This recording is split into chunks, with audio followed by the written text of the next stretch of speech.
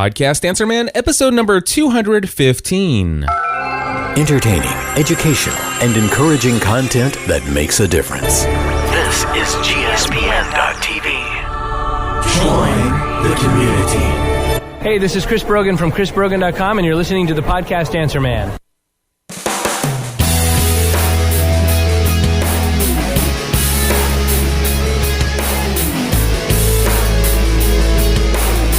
Hello, everybody, and welcome back to another episode of the Podcast Answer Man. My name is Cliff Ravenscraft, and this is the podcast about podcasting, helping you take your show to the next level.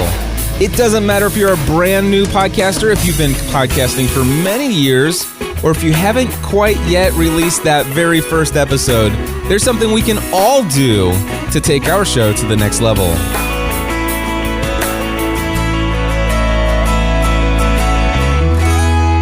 That's right, my friends. I am so excited to be here today that I actually woke up at 4 o'clock this morning. I couldn't wait to get started.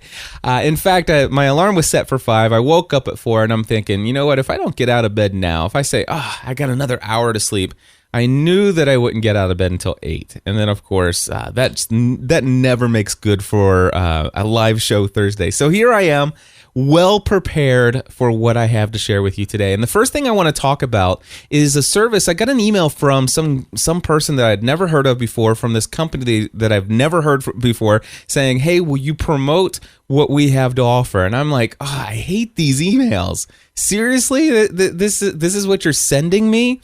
But you know what? I want to share it with you, the Podcast Answer Man community, the GSPN.TV community. I want to see what you guys think about a service that is out there selling royalty-free music for 99 cents per download, with probably what they claim to be the most generous license to use this in any of your projects that exists out there. I mean, if you think I'm crazy, go to jewelbeat.com. JEWELBEAT.com. Watch the video on their front page and see what they're saying there. Now, of course, one of the things they say in their video is that getting music for your projects is very difficult, and you have to go through a myriad of reading all the different kinds of licenses and blah blah blah blah blah. And you know what? I'm going to have to give them a little bit of a credit that if you don't know where to look, that is the case. There are some places you can go and you can use royalty-free music in your own personal projects. But if you're going to do anything commercially, you do have to get a different license. So there's some truth to that. But, I'm used to going to places like musicbakery.com. That's my favorite place to go to look for music. If you've heard many of our GSPN.TV network shows here, I typically find most of my own music on Music Bakery, and I usually pay about $45 to $55 on average for one song, which that royalty-free license allows me to use that in my show as often as I want, commercially or not. And I don't have to report anything. I don't have to do anything. I have a license to use that. Now, what JewelBeat is saying is that they're going to do the same thing, only it's not $45. It's not $55. It's 99 cents. 99 cents. How on earth can these people do this? And I'll be honest with you, I was tempted to not even bring this to you until I could probably have time to exchange a couple more emails back and forth with the person who sent me this email from JewelBeat and say, hey, I'd like to bring you on for, I'd like to talk to you, potentially interview you and stuff like this. And I get to the bottom of this. How on earth can you pay artists for creating, quality music if you're only charging 99 cents? And how do you have a business model that's going to, do you think that you can sustain this in the long haul? I mean, what's the deal here? But the truth is that I've got a meetup happening this weekend. I'm getting ready to head to Disney for 7 to 10 days. I'm going to the Smoky Mountains. I've got a bunch of travel. When I come back, I got an A to Z class happening. Then I've got to prepare for a couple different speaking gigs. I'm not going to have time to sit down and have this conversation. So here's what I'm going to do. I'm going to ask you guys to head over to jewelbeat.com, JEWELBEAT.com. Peruse the site and see what you think and leave me a comment. Is JewelBeat.com too good to be true? Go to podcastanswerman.com, look for episode number 215, and please leave your comments. Is it too good to be true? Did you buy something from JewelBeat? If so, what did you buy? Where did you use it? Where are you going to use it? I would love to know. Leave me a comment, podcastanswerman.com, episode 215. Just mentioned real quickly there, kind of just snuck it in, that I'm going to be at a conference, another conference that I'm going to be speaking at. I had already told you guys that in November I'll be speaking at Blog World LA. I still don't have all the final details on that and things, but I'll get those to you as soon as I have them. But I do have an announcement about a brand new conference that I was invited to speak at, and in October. It's going to be in Chicago, Illinois. And it is the Financial Blogger Conference. And I think that is at financialbloggerconference.com, which I just confirmed it is. And you can go and register. It's in 107 days as of the date that I'm recording this. It's going to be held on October 1st and 2nd, which is a Saturday and Sunday. It's all day Saturday and half day on Sunday. And get this, I am going to be there, but not just myself, but also with my good friend, Pat Flynn. Pat Flynn is also going to be a speaker at this conference. So you get two for the price of one. I'm so excited. It'll be the first chance that I get to meet Pat Flynn face to face. He and I have been great friends. We work together quite a lot on, and some good things are happening even behind the scenes that you guys may not be aware of. But Pat Flynn, I'm looking forward to seeing him. He's going to be at Blog World LA as well. So two chances, two opportunities. You get your East Coast and your West Coast opportunity to see Cliff Ravenscraft and Pat Flynn at the same conference. How about that? Here's the good news. We are going to be hosting a meetup. Pat Flynn and I are going to both host a meetup together on Friday, September 30th in Chicago. And we've decided that we're going to travel there a day before the conference starts, particularly for those who would be interested in meeting up with Pat and myself and other members of our communities, but who may not be interested in the conference itself. And not to mention the fact that when we're at these conferences, there's already so much networking built into that and for me, I like to meet a lot of new people that I don't already know. And so I like to have these meetups the day before or day after or something outside of the event whenever possible. And so it gives us an opportunity to really sit down and have some great, valuable conversation with people we already have relationships with in our community. And it's an opportunity to meet so many of the people that we know pretty well online and meet them face-to-face, or to meet them face-to-face again for some of us. So that's going to happen in Chicago. October 1st and 2nd is the conference. September 30th will be our meetup.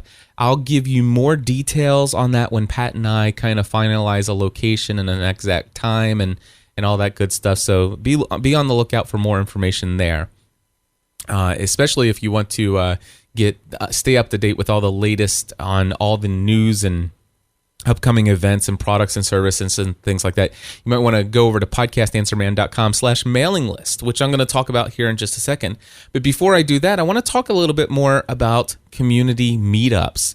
Do you have a podcast? If so, chances are you have an audience out there. Do you have, some of you probably have an audience of about 20 to 40 people who are listening to you on a weekly basis.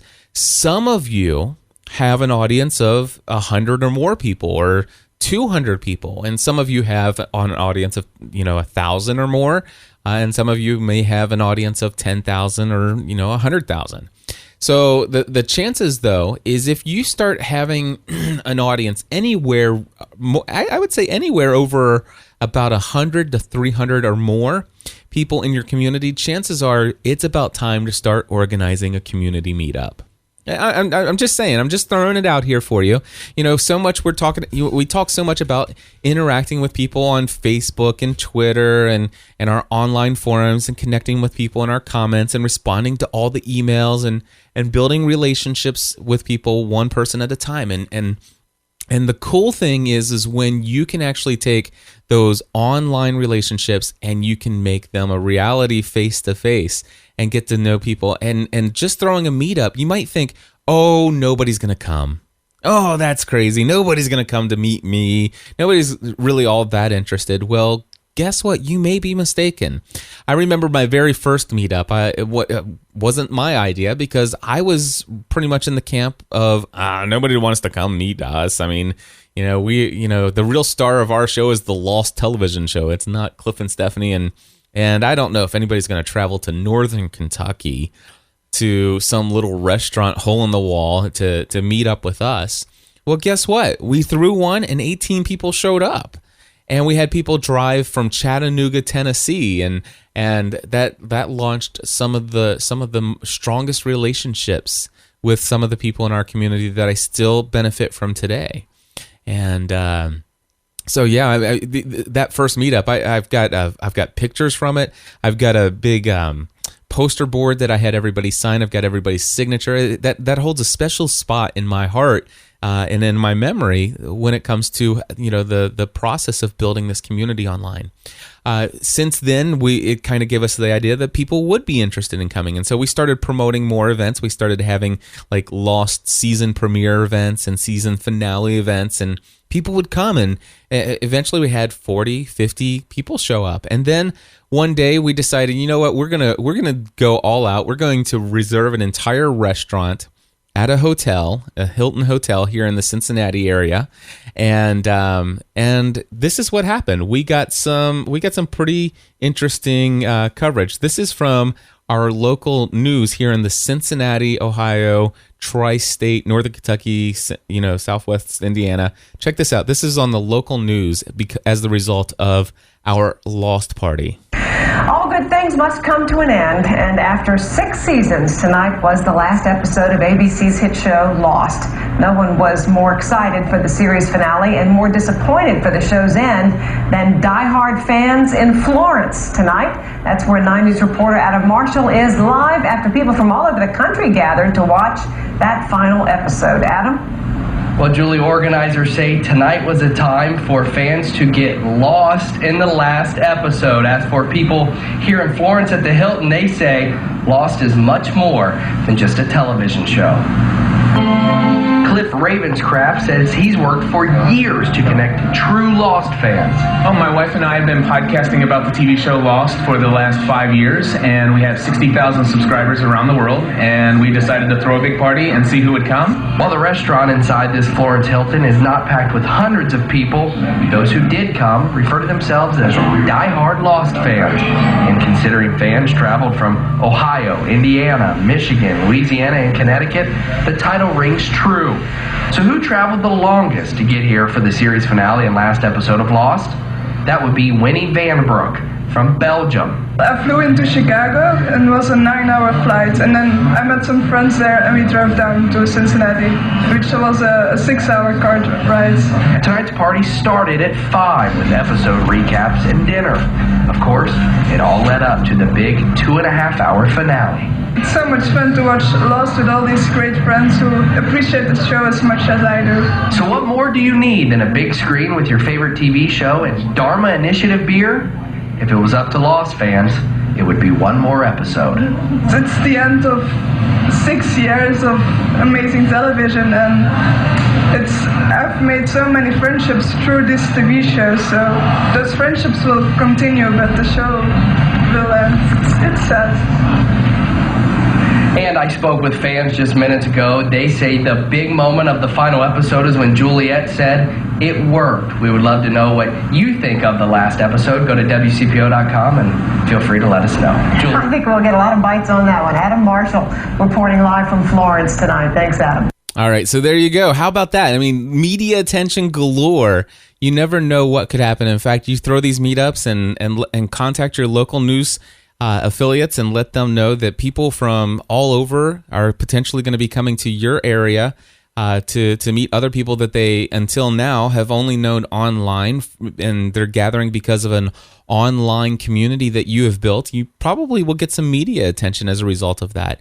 Not that that's the main purpose of it, but I'm just saying, if you're going to go through the process of creating one of these things, might as well let some folks know, and who knows, you might get a write-up and even get some more exposure in your own local community. It's amazing. We filled this restaurant with Lost fans, and the percentage of people who actually were from the Cincinnati, Northern Kentucky area were relatively low compared to all the people who traveled a very long distance to come out. So anyway, exciting stuff. Of course, I've done Father Roderick and I were at the Catholic New Media Celebration in October of last year, and we threw a meetup at John Harvard's pub in, that would have been in Cambridge. And we had a great turnout there. I think we had about 50 people show up. Or wait, maybe it was about 40 people. Anyway, we had a great turnout there, and that was a wonderful time. New York City meetup, I just talked about that with my Blog World experience. I went a day early and met up with some wonderful people there. And then, of course, we have a summer meetup happening. We got people coming for a picnic in the park with folks here. I think we have about 18 or 19 people who are currently RSVP'd, and all the local people will just end up showing up, I think, at the last minute anyway. So it's going to be a great time this weekend. And check this out. We've got Anne from Switzerland and Winnie from Belgium coming back in town from for the fall, and I know some more people will come out for that. And then we're having a GSPN.TV community cruise in 2013, in the summer of 2013, and we already have 25 people signed up for our cruise. So, and that's, of course, only going to grow as we go along. And by the way, if you want information about the cruise, just go over to gspn.tv, and then on the right-hand side, you'll see an RSVP sign up for the cruise. I definitely encourage you guys to go ahead and make plans to come on the gspn.tv community cruise. And in fact, I have plans to do some podcasting training / coaching tie-in to that, so that we can make that business deductible for many of you. So that'll be a good deal.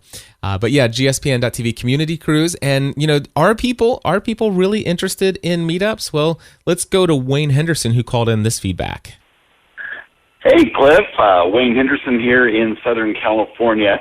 And I just finished listening to the podcast, Answer Man podcast, and you mentioned Blog World Los Angeles. Blog World Los Angeles. Wow, that is amazing. And can you say GSPN.TV SoCal Meetup?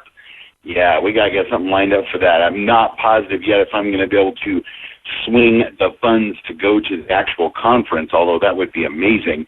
But I can drive 2 hours down to Los Angeles and meet up with folks and see what else is going on with the GSPN.TV community in Cliff Ravenscraft. So good stuff. Congratulations. Now back to you and the podcast Answer Man. All right, Wayne, thank you so much. And oh my goodness, as soon as I got invited to Blog World LA, I am not going to lie, the first person who came to mind was Wayne Henderson. I am not kidding you. Wayne's been around since the early days of the GSPN.TV community. He's probably been, and I don't think anybody has ever provided more audio feedback for GSPN.TV shows than Wayne Henderson. There's actually, it's not even a competition. There's no chance that you'll ever make it beyond Wayne Henderson. Wayne Henderson's been around. He's been a constant source of encouragement and inspiration and a great source of feedback for all the different shows that we have here. And Wayne, you better believe it. I am definitely going to either come a day early or stay a day later, or I might even stay a couple days early, a couple days later. I don't know. But yes, there will be a GSPN.TV Southern California community meetup. And who knows, maybe I'll get with you, Wayne, and maybe and enlist your help in helping me to kind of organize and orchestrate that. Would you be willing to do that? If so, just send me an email. You know my email address, and I'd love to talk to you more about that. But yes, it's going to happen. And folks, this right here, hopefully this is just an encouragement for you today, that you're going to walk away from episode number 215 with possibly some new music for your podcast for 99 cents. I don't know. Hopefully you're going to leave me a comment. Let me know what you think about the service, and let me know. And by the way, I am not getting paid by them at all nothing. And in fact, I don't. Yeah. So you'll let me know that. Hopefully, some of you on the East Coast will come to Chicago. And now I also hope that you will potentially start thinking about. No, forget that. Stop thinking about it. Start planning your first community meetup with the people who listen to your show. And here's the cool thing: is when you go to a town, and you're getting ready to go into a big city. Chances are that big city, if you have 100 to 300 people who are listening to your podcast, chances are in one of those big cities that you go to, you have 1 or 2 or 3 listeners that are from that city who would love to meet up with you. Why don't you get to know your audience on a first name basis and start to know a little bit of personal details? And when you head to a certain area, you kind of have a feeling. It's like, oh, you know what? I'm going to Boston. Oh gosh, I'm going to have to hook up with Karen Richard and Stephen Cross, and oh gosh, there's Hoseline and there's Steve Garfield and CC Chapman's there, and Chris Brogan, and you start listing on. It's like, wow, I'm going to New York. I'm going to see Chef Mark. I'm going to see Sharon. I'm going to see Fred. I'm going to LA. You start to get to know your audience well enough to where you're going to a certain area. It's time for a meetup, and even if it's just you and one of your listeners, it's worth it. Trust me, it's worth it. All right. So there you go. That's my encouragement for you today. Hey, next topic I want to let you know about is I am switching my email list provider to Aweber. All right, Aweber. And there's a reason why I'm doing this, and that is because I have been wanting to do some more advanced things with my mailing list. Well, let me just tell you the first thing that I want to do. I want to actually get a better looking widget over on the right hand side, a little widget that I can put in there for an opt-in form, so people can just enter their name and their email address and boom, immediately get on my list. Now, does MailChimp, by the way, I'm using MailChimp right now. Does MailChimp have this? Yes, they do. They certainly do have this option, this functionality where you can put a little widget over there, but it's plain and it's ugly and it's not easy to customize. It's really not. However, I've seen a bunch of Aweber stuff. They have some beautiful templates already, and not only that, but they also have the ability for you to add your own HTML and kind of customize it. And everybody I've ever seen who has an Aweber has amazing looking email opt-in forms. And my friends, let me tell you, email opt-in forms are important, or well, not email opt-in forms, but getting people's email address on your mailing list. This is critical stuff. This is how you can maintain a connection to your audience, even if your RSS feed goes missing, even if all of a sudden your equipment doesn't work, even if your website goes down and your web host is completely hosed and lost everything. This is a way for you to be able to stay in constant contact with, which, by the way, I think that's the name of another company for mailing lists, but it is a way for you to stay in constant contact with your community. And and for those of you who are promoting products and services, much like I do, then it's a great way to announce those and announce things like meetups and places you're going to be and things like that. So yes, mailing lists are very important. So number one, I'm very interested in Aweber's advanced functionality of putting opt-in email forms on the, for widgets on your website. Then not only that, but they also have some better tracking tools. Like for example, I might let's just say I have a product page or let's just say I do a video review of a certain product, and I say, hey, I'm getting ready to create a tutorial. Here's my full review of. And matter of fact, I've got a review unit behind me. It's a JK Audio Blue Keeper. You heard me talk about the JK Audio broadcast host quite a bit, right? That's the thing that allows me to do this. I can actually click a button and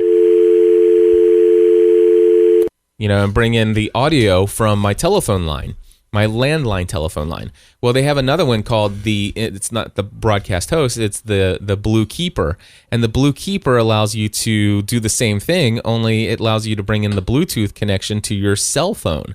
And so I've had a lot of clients who have been asking me about this device, and I don't have any experience with it. So I said, you know what, I'm going to get one in. I got one in, it's sitting behind me, and I'm looking forward to doing a full review on it. Now, when I do a review on it, here's what I want to be able to do. I'm going to say, hey, I don't have this done right now, but I have plans to actually do a video tutorial on everything you need to know about this device. I'm going to tell you what I would recommend as far as equipment to go along with this, what cables you would need to hook it up into your mixing board, and how how those cables are hooked up. And I'm also going to help you understand how to fine tune the audio settings. So I'm basically going to take you through and give you a tutorial on everything you need to know, and it's going to cost X amount of dollars. All right. So if you're interested in that, please do me a favor and fill out your name and email address in the form below. And as soon as that product is available, I will let you know. This is amazing, because what happens is that's going to say, okay, let's just say if Wayne Henderson wants to be notified when that comes out. Well, now what I do is I go into Aweber, I create that as a list, and then I would send that widget or that opt-in form. Anybody who signs up is going to automatically be signed up for this list called, Bluekeeper, notification. Now, here's the situation. Wayne Henderson, let's just say if Wayne Henderson is already on my Podcast Answer Man mailing list. Well, now, I'm not going to have to, I could blast it out to Wayne. I could blast it out to everybody. But the thing is Wayne's name and email address has now come in. And if I want to send out an email, it's just specifically to the people who have signed up for information about that, I can send that email to Wayne. Now, what happens, let's just say, and I'm looking into the chat room here, I see Steve Howard is here. Let's just say Steve Howard signs up and he says, wow, this is great. I want to be notified as soon as that tutorial for the Bluehost comes out, because I'm going to buy that, and I'm also going to buy that I'm going to buy the Bluehost, and I'm going to get the tutorial, and I'm going to hook that thing up. Well, let's just say Steve Howard's not already on my main Podcast Answer Man mailing list. Well, now he's actually on my Bluekeeper list. All right. Well, the thing is Aweber will not allow me to just take him from the Bluekeeper list and put him over on my main list. To get on the main list, I'd have to actually do something where he's opting into the main list. But because he is signing up for information coming from Podcast Answer Man, what happens is I'm able to actually send out a campaign, an email, and I can actually choose to send it to just the Bluekeeper list, just the Podcast Answer Man list. But here's the situation. I can actually say, you know what, this email notification, this email that I'm writing right now, I want it to go to the Podcast Answer Man main list, and I want it to go to this Bluekeeper list, and I want it to go to this Edirol list, and I want it to go to this MDX 4600 list, and I want it to go to all of these lists, and I'm going to make sure that it's unchecked where it says the GSPN.TV list, because I don't want to send it out to the GSPN community. I just want to send it to anybody who's ever signed up for anything related to Podcast Answer Man. All right. And what happens is I can do that, and it'll send out that email. And instead, let's just say if Wayne Henderson is on the podcast list, he's on the Bluekeeper list, he's on the Edirol list, the MDX 46. Let's just say he's on 10 different lists. Well, Aweber is smart enough to only send him one email, even though he's on all those different lists. This is important stuff. I mean, and not to mention the fact that I might want to do like, hey, I've got a 10-day course on what to do with your, the things you need to do to start your podcast. And basically I create this list for this, 10 days to launching your first podcast or whatever. And I use that, let's just say, as a method of getting people onto my mailing list. And so I say, hey, if you're interested in this 10-day thing, basically you're going to get an email every day for 10 days, and it's going to take you through, and I'm going to give you the top, or maybe it's the top 10 mistakes that podcasters make and what you can do about it. And so I could create that as an autoresponder. And it doesn't matter if you are already signed up for the main Podcast Answer Man list, then you can still sign up for this, and it's not in that way. It's still not going to duplicate those emails. There's so much more that I can do with Aweber that I'm not able to do. And as an added benefit, and I'm going to throw this out there for full disclosure, and trust me, those things alone are worth it.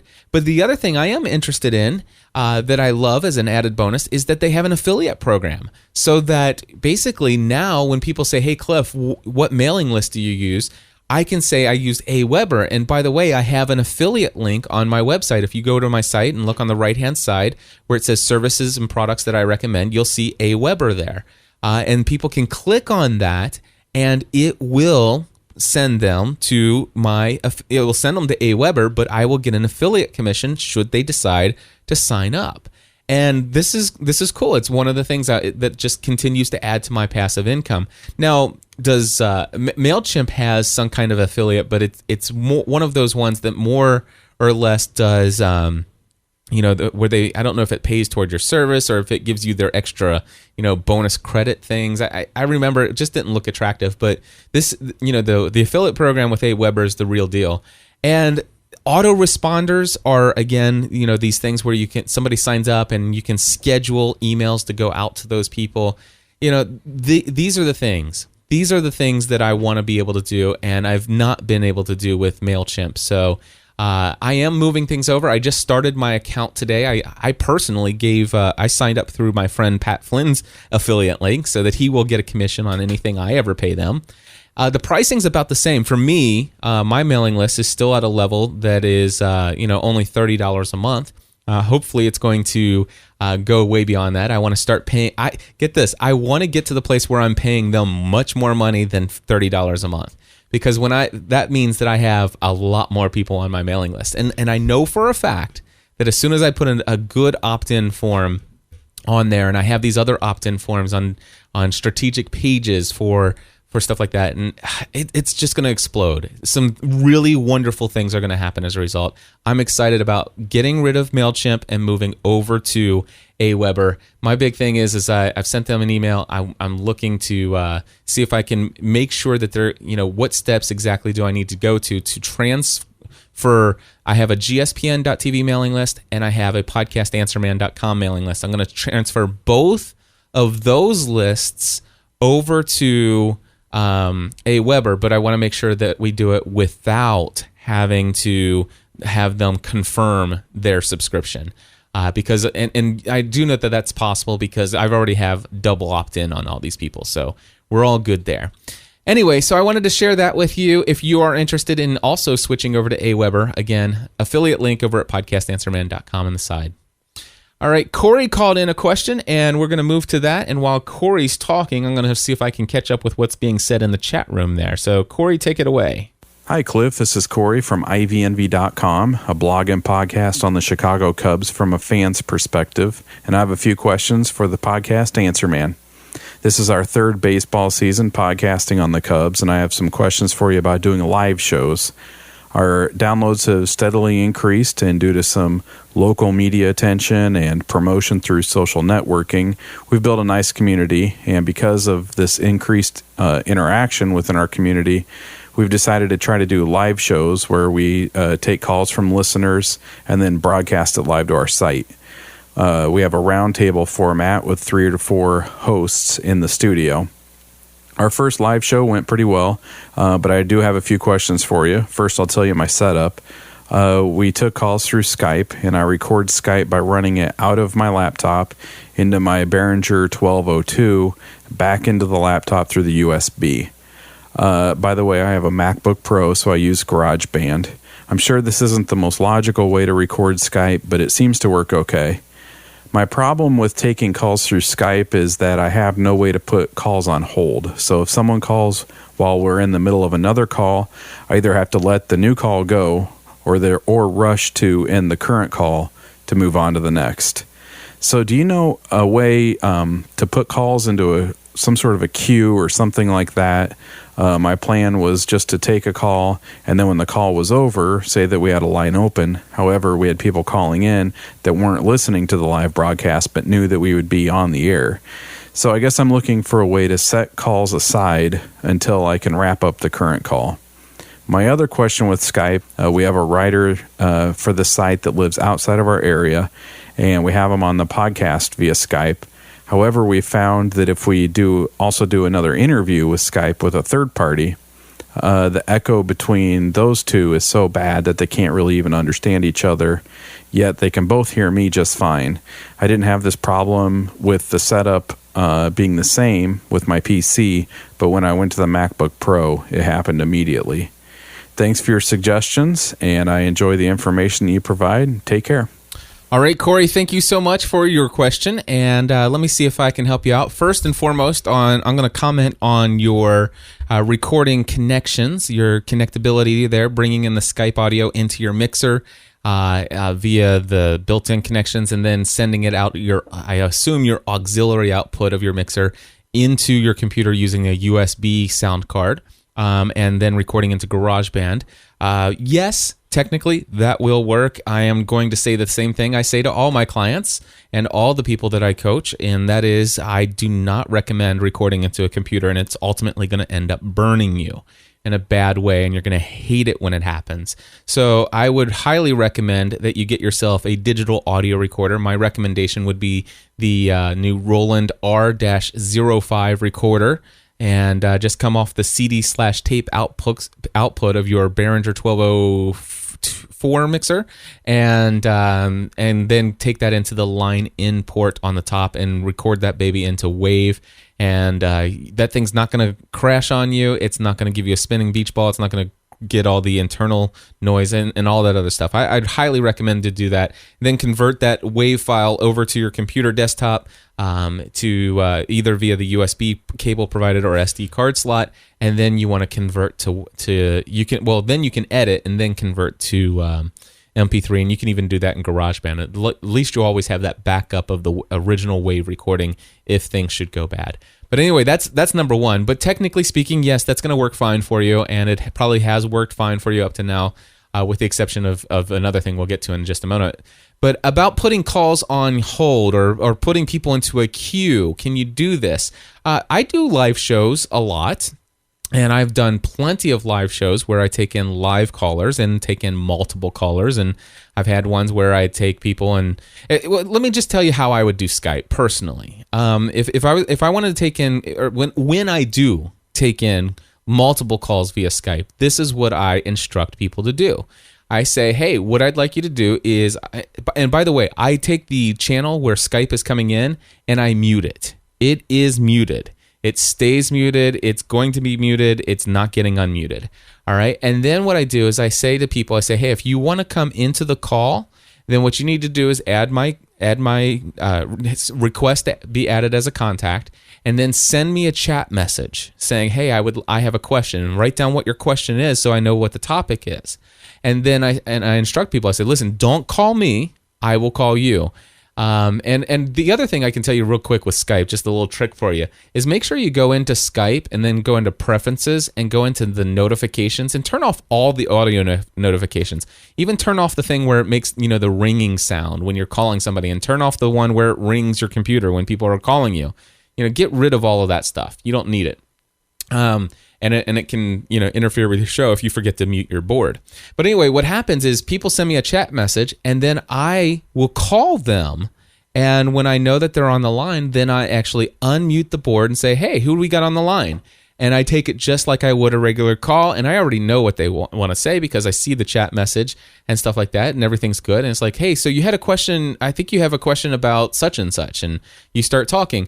And then what I could do is, as soon as I'm done talking with them, I can actually just push mute on the button. They continue to hear me and all of that other stuff, but they're muted.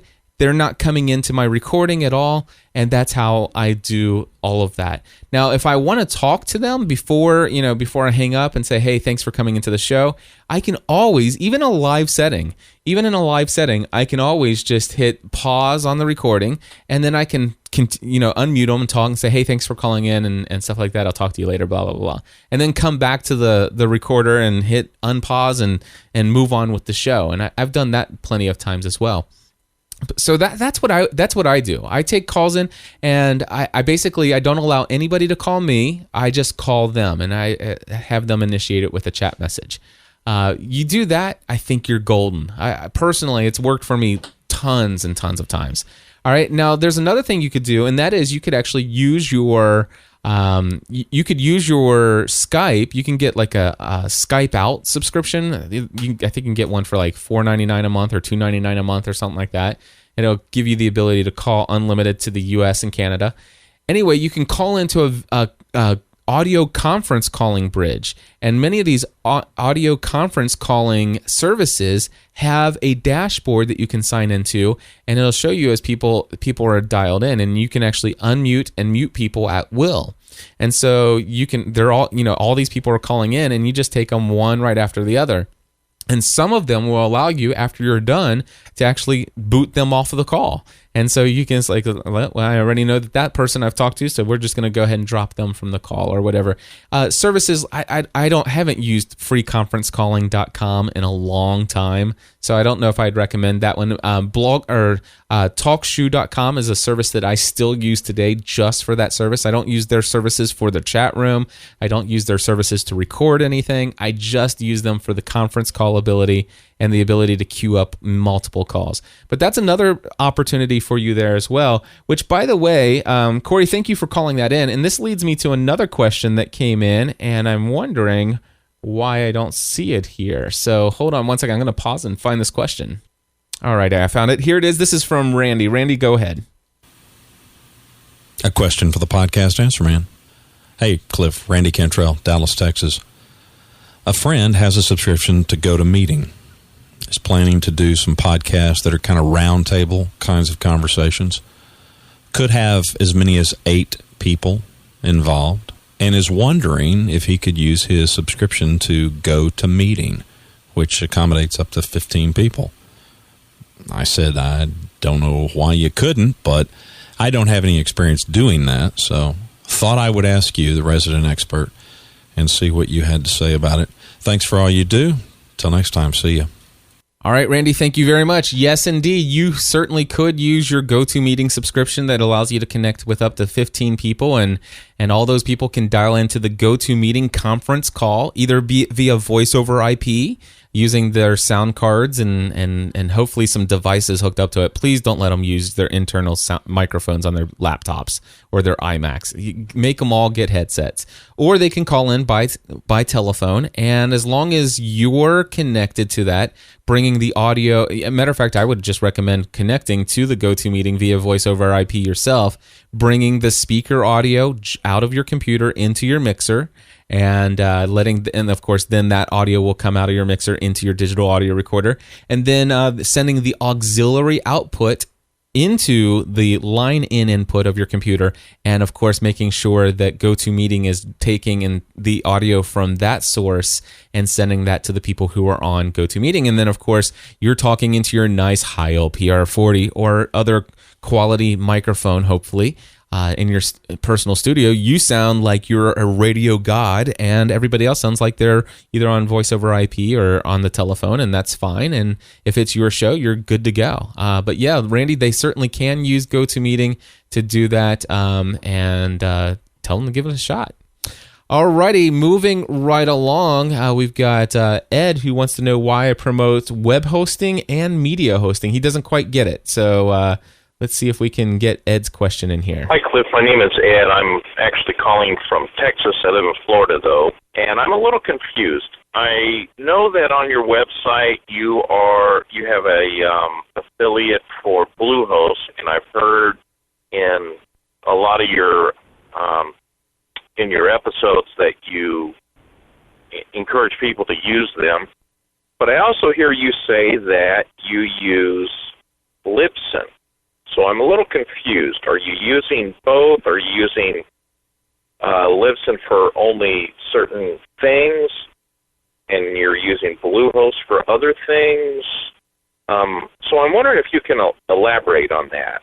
And I've got a couple podcasts in mind. I haven't started them yet, but I want to start off right. I want to do it. I don't want to have to do any migration later on. And so that's my question. Can you please elaborate on why in your shows you're suggesting people use Libsyn and you're suggesting people use Bluehost? So can you clear that up? Thank you very much. Great shows, by the way. I just found you, and I came in via Daniel Lewis's Audacity to Podcast. You do great work, and keep it up. All right. Okay, bye. Thank you very much, Ed, and thank you, Daniel Lewis, for talking about me on your podcast and and stuff like that. He's got a show about podcasting at theaudacitytopodcast.com.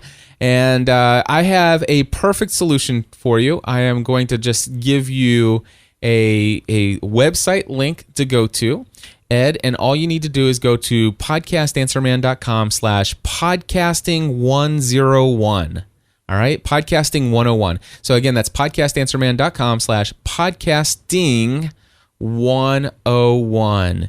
And when you get there, it's going to explain to you the difference between the two and why it's important there that you have a web host, which, by the way, is just going to be your website, your blog, your all the graphics and all of that other stuff. They're not designed to be serving out millions of files. They're just there to serve up your website. That's all that they're designed to do. That's all they want to do. And regardless of whether or not you get depends on who you talk to. You're going to violate their terms of service in some way, shape, fashion, or another if you do choose to host all of your MP3 files on your web hosting account.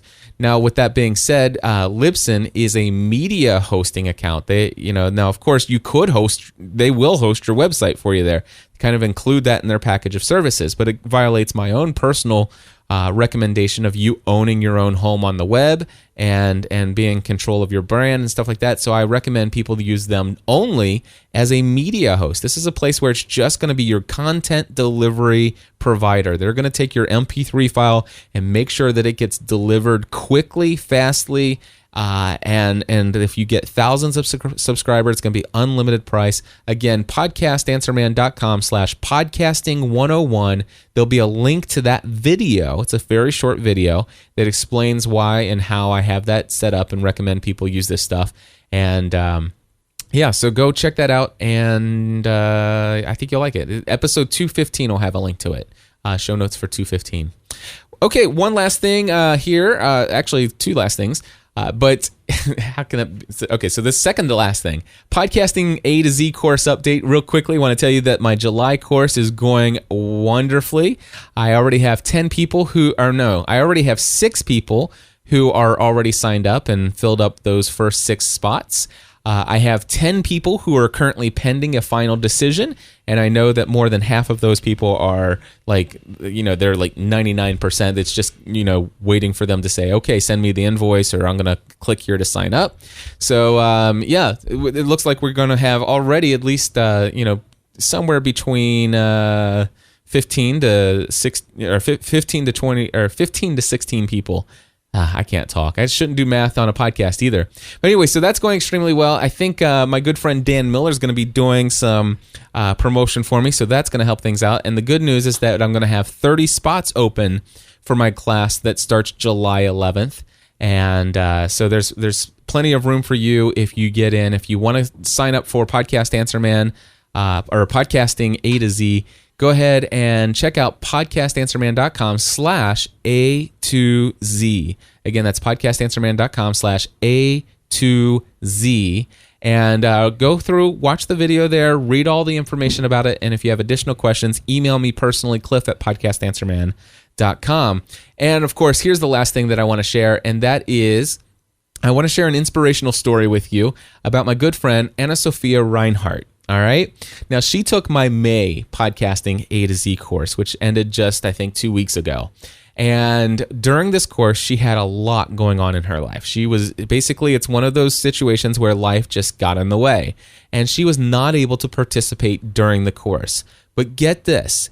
As soon as she was able to pull some things together and to get some clarity and some focus, she was able to say, you know what, I'm going to sit down and I'm going to work through this material. And what this is all about is showing you that even just the materials alone are enough to help you really take things in an amazing way. So what I'm about ready to play for you is Anna Sophia Reinhardt's very first podcast episode, and I'm actually going to play it in its entirety because I think it's a great example of, number one, she got it out there. She did all of this within the last 2 weeks, all right, and she did it all on her own using all the tutorials and all the conversations that had already taken place in the A to Z course, which she still has access to everything.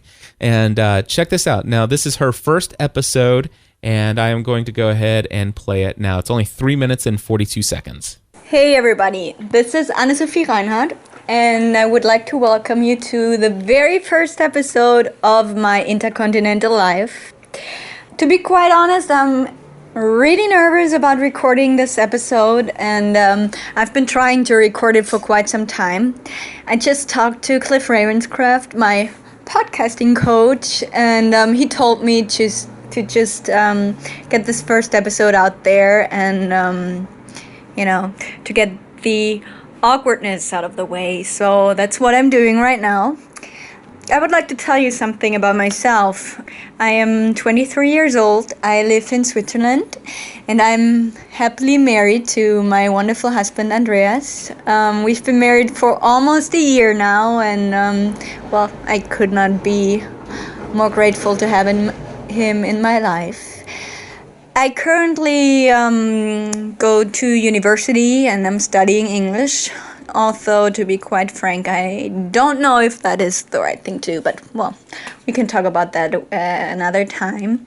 What else is there? I grew up in Germany, and I've always been in love with the United States. I've been in love with traveling. I've traveled quite a bit, but there is still so much more to see of the world, which brings me to the whole concept of the show, which is my intercontinental life, telling you about all the places I've been, all the wonderful people I've met, all the different cultures I've discovered, and also I'm going to record while I'm traveling, while I'm discovering new places, and I will tell you about little secrets of places that you might not have heard of yet, or that I would love to discover and I would love to see. And I'm sorry for using the same words all over again, but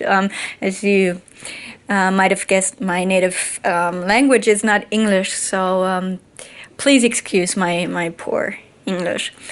Well, I've told you who I am. I've told you about the concept of this show, and I really don't quite know what else to say. I'm still in the process of building my website, but I'm working on it like crazy. I also plan to release another podcast called Fighting Anorexia. As the title suggests, I am anorexic and have been fighting with or against this disease for quite a while now, but that is the story for a different podcast. So that is it for this very first podcast. I really don't have much else to say, and I hope you will come back and listen to the next episode. I will try to release one episode per week. So go over to my intercontinentallife.com, and hopefully I will have built the website in not too long. So I will talk to you soon. Keep traveling. Bye-bye. Wow, there you go, my friends. That was Anna-Sophia Reinhardt's very first podcast episode, 3 minutes, 43 seconds long. Absolutely awesome. Absolutely awesome. Now, I'm here to tell you that she used, I believe she probably used the Griffin iTalk application on her iPhone to record that. And she just did it. She didn't have to think too much about it. She just went and did it. She basically took that, converted it over to an MP3 file, again, following all the instructions that were provided through the training tutorials available in the Podcasting A to Z course. And she was able to go ahead and learn how to upload that to the internet and then put it onto a website, which, by the way, she installed her own version of WordPress, created her own hosting account. She installed her own FTP client to change her custom /sample file and thesis. She did it all. and her site's up and running. And the thing is of course, if you go over to intercontinentallife.com, you're going to see that her site, as of June 16th, 2011, it's a work in progress.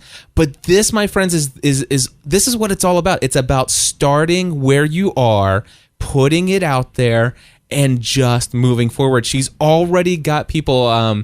She's already got people in her community who are leaving her feedback on her comment section in her first episode's post. She's already got people who are sending in audio feedback for her second episode. I mean, there are people who have been waiting and waiting for Ann to actually put this content out there, and now she's done it. And I'm going to tell you, this is what it takes. You have to put something out there. So what's holding you back?